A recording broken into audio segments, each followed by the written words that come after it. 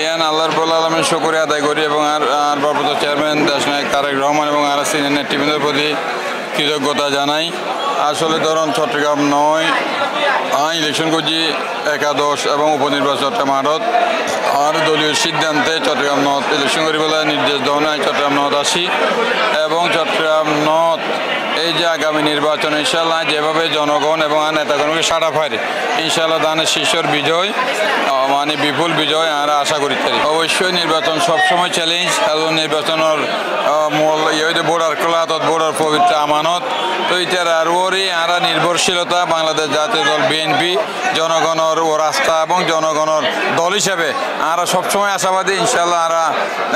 ধানের শীষ ইনশাল্লাহ বিপুল ভোটে বিজয়ী হব।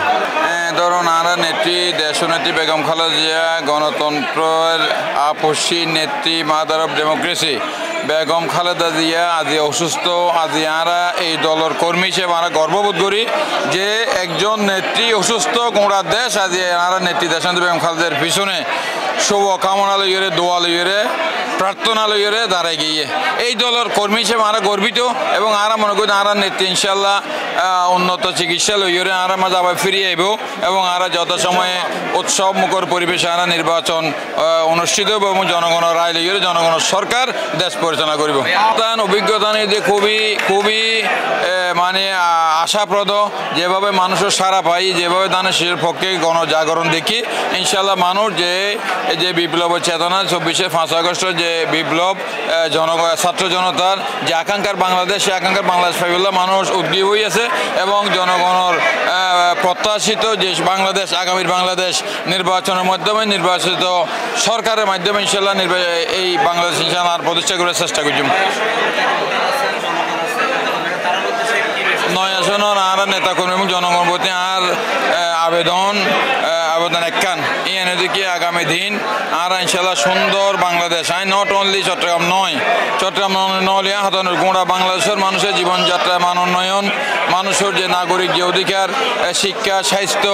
ও তারপর বাসস্থান তারপর মানুষ জীবন জীবিকার যে নিশ্চয়তা মাদক তারপরে সন্ত্রাস চাঁদাবাজি এবং কিশোর গ্যাং এই যে উপদ্রব এগিন যাতে বন্ধ হয়ে একটা সুন্দর সুস্থ পরিবেশ দেশত বিরাজ করে আর আকাঙ্ক্ষা হইব আর প্রচেষ্টা হব। গত ধরে নির্বাচন হলে তো সরম হইব তখন নির্বাচন নাই নির্বাচন নামে চরম ভোট ডাকাতি এবং নির্বাচনের নামে মানে একদলীয় শাসন প্রতিষ্ঠার যে নির্লজ্জ প্রচেষ্টা তো আমরা তো এই পরিবেশ আবার বাংলাদেশে ফিরে গিয়ে আরো নচাই আর চাইতে বাংলাদেশের জনগণই বাংলাদেশের আগামী দিন হারা সরকার পরিচালনা করে দেশ পরিচালনা করবে জনগণ নির্ধারিত করুক এবং জনগণের ভোটাধিকার গণতান্ত্রিকার সবসময় মানে ইয়াতা হোক বজায় হোক। ধন্যবাদ।